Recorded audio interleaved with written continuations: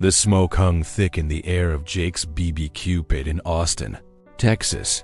Jake Morrison stood behind his counter, arms crossed over his stained apron, watching the line of customers wrap around the block. For 15 years, his restaurant had been crowned the best barbecue in Texas. His ribs were legendary, tender, smoky, glazed with his secret sauce that people drove hours to taste. That morning, a culinary competition announcement changed everything. The Texas BBQ Championship was hosting an international round. Chefs from around the world would compete against Texas legends. Jake laughed when he saw the list. France, Italy, Japan. Then he saw it. Philippines. He laughed harder. Filipinos doing BBQ. What's next? Ice cream from the desert. His crew chuckled. Tommy, his assistant, shook his head. Boss, I heard Filipino food is actually pretty good. Jake waved him off. Tommy, we invented BBQ. We perfected it. These folks don't know the first thing about real smoked meat. The day of the competition arrived. The convention center buzzed with energy. Massive grills lined the floor. The smell of charcoal and mesquite filled every corner. Jake set up his station with confidence. His ribs were already prepped, his sauce simmering. He glanced around at his competition. The French chef had duck. The Italian brought porchetta. The Japanese master prepared yakitori. Then he saw her. A Filipino woman, maybe in her early 30s, setting up a simple station. No fancy equipment, just a large pot, some basic ingredients, and a calm smile. Her name tag read Maria Santos, Philippines. Jake walked over, unable to resist. "Hey there," he said with a smirk. "You lost?" The soup kitchen's down the street. Maria looked up, her smile never fading. "Just setting up for the competition." Jake laughed. "Competition? Sweetheart? You brought a pot to a BBQ fight. Where's your grill? Your smoker?" Maria stirred her pot gently. "Right here. Pork adobo." Jake's face twisted. "Adobo? That's some kind of marinade." Maria nodded. "Pork belly, soy sauce, vinegar, garlic, bay leaves, peppercorns. Been cooking for hours." Jake leaned back, his laugh echoing across the hall. "Wait, you brought boiled pork to a BBQ competition?" Other chefs turned to look. Some snickered. Maria remained calm, braised, actually, low and slow. The meat falls apart. Jake shook his head. "Lady, I've been smoking meat for 15 years. BBQ is about the char, the bark, the smoke ring. You just boiled some pork in soy sauce and think you can compete with real pitmasters." Maria met his eyes. "Taste is what matters, not the method." Jake laughed louder. "Tommy, come here. This lady thinks her boiled pork can beat Texas ribs." His crew gathered around, erupting in laughter. Even some international chefs smiled awkwardly. Maria didn't flinch. She simply continued stirring, the dark sauce glistening. Jake walked back to his station, still chuckling. "This is going to be easier than I thought." He grabbed his ribs from the smoker. Perfect. The bark was dark and crusty. The meat pulled away from the bone just right. He brushed on his signature sauce. This was art. This was Texas. The judges began their rounds. 5 culinary experts from different countries. They approached each station with notebooks and scorecards. They tasted the French duck. Nods of approval. The Italian porchetta. Impressed murmurs. The Japanese yakitori. Smiles all around. Then they reached Jake's station. He presented his ribs with pride. 15 years of perfection right here. The judges bit in, eyes closed, savoring. Excellent smoke penetration, one said. Beautiful bark, another added. Jake grinned. Then the judges moved to Maria's station.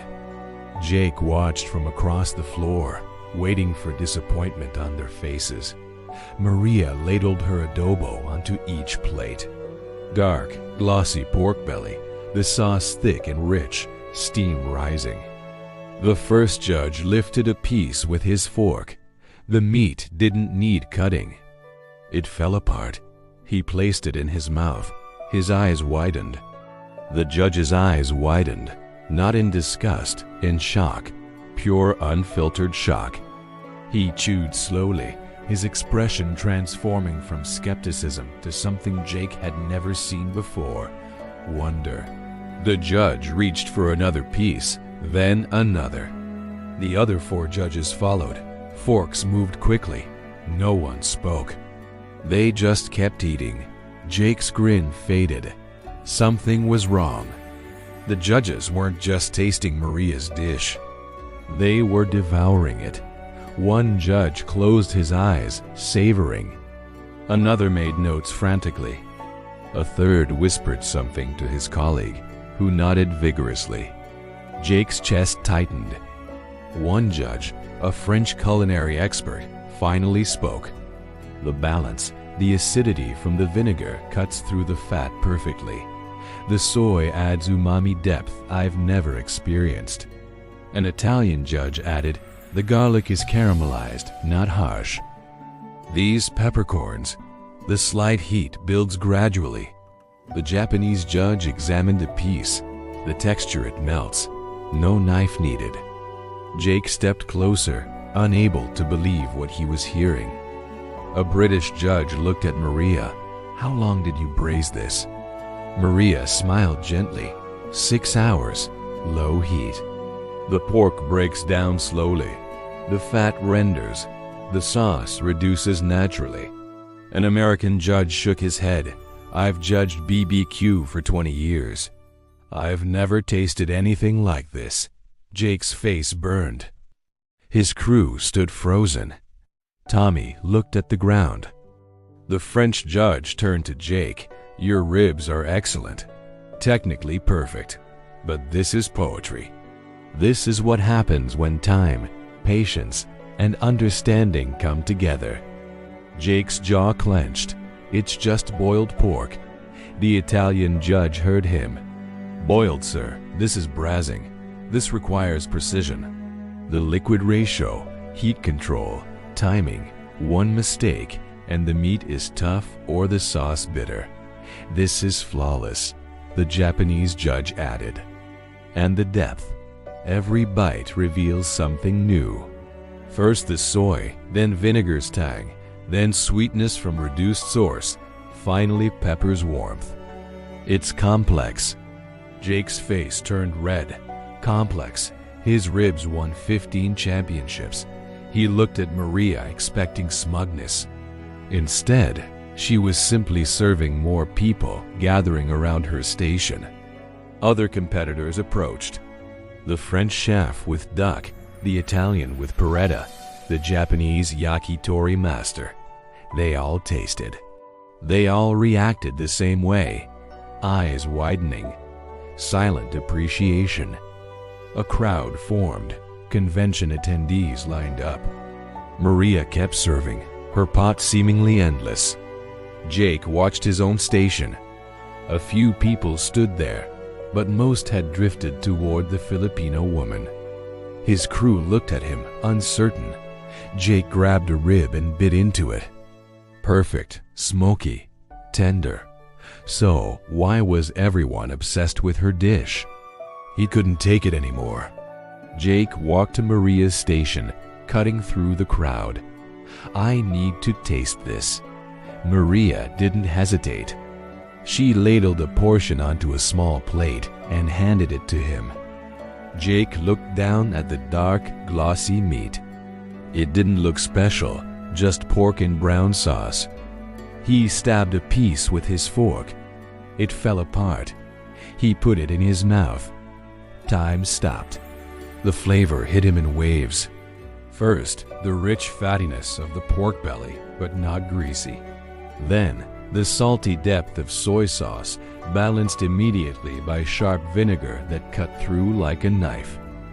Garlic, sweet and mellow from hours of cooking. Bay leaves adding an herbal note. Black pepper building warmth. And underneath it all, something he couldn't name. Complexity, layer after layer. His eyes closed involuntarily. The meat dissolved on his tongue. No chewing needed. The sauce clung to every fiber. Each bite as intense as the first. He opened his eyes. Maria watched him calmly. Jake stood frozen, the fork still in his hand. His world had just shifted. Everything he believed about BBQ, about cooking meat, about superiority, crumbled in that single bite. He swallowed slowly, the flavors still dancing on his tongue. "This," he started, his voice barely above a whisper. "This is," he couldn't finish. Words failed him. Maria said nothing, just continued serving the growing crowd around her station. Jake looked down at his plate, then back at the pot. The dark glossy sauce that he'd marked as boiled pork had just humbled. Him in a way 15 championships never could. Tommy appeared beside him. "Boss, you okay?" Jake nodded slowly, though he wasn't sure that was true. "I was wrong."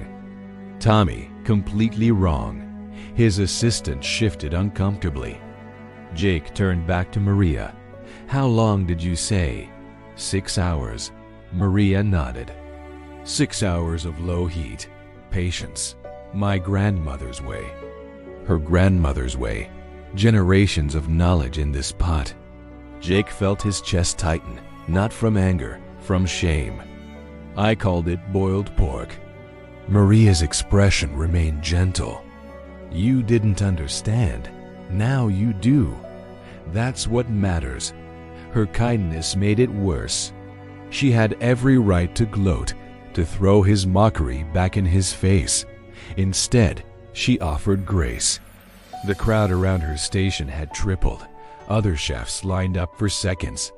Convention attendees pushed forward with phones recording videos. Jake heard someone say, "This is going viral."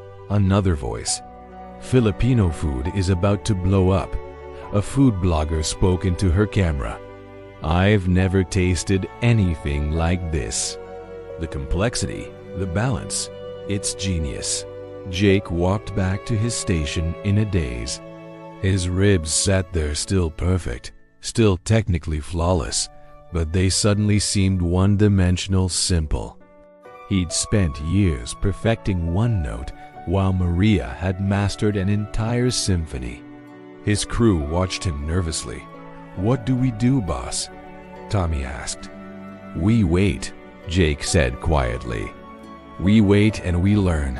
An hour later, the judges assembled on stage. The convention center fell silent. The head judge, the French culinary expert, stepped forward with a microphone.